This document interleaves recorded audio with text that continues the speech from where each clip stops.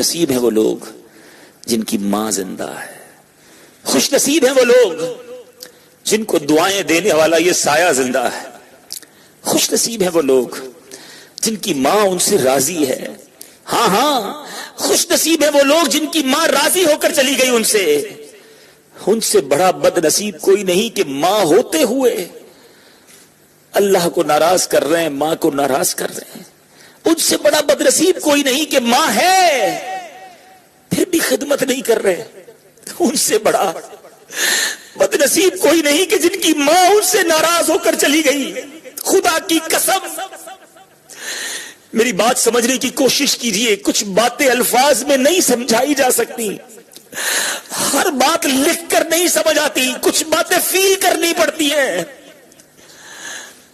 ماں چلی جائے نا پھر بڑا یاد آتی ہے، پھر چین نہیں آتا۔ کون ہے کہ جس کی گود میں جا کے بیٹا سر رکھے؟ اب کون ہے جس کے کاندھوں پر سر رکھ کے آنسو بہالے؟ اب کون ہے جو میری بیماری پر بے قرار ہو؟ اب کون ہے جو میری پریشانی پر خود پریشان ہو جائے؟ ماں ہی ہے، خدا کی قسم ساری کائنات میں ایک ماں ہی ہے کہ بیٹا بے قرار ہے تو ماں بھی بے قرار ہے، بیٹا بیمار ہے تو ماں بھی بیمار ہے۔ ہاں ماں بیمار ہو تو بیٹا بعض اوقات بے قرار نہیں ہوتا، ماں رات کروٹیں بدل کر جاگتی رہے کسی تکلیف کی بنا پر تو بیٹا تو کروٹ بدل کر سو جاتا ہے، مگر دنیا میں ایسی ماں نہیں دیکھی کبھی کہ بیٹا جاگ رہا ہے، بیٹا تکلیف میں ہے اور ماں سو جائے۔ رات دیر سے گھر آئے تو دروازہ کھولنے والی ایک ہی ہستی ہے جو انتظار کرتی ہے، وہ صرف ماں ہے۔ بندہ سفر پر چلا جائے،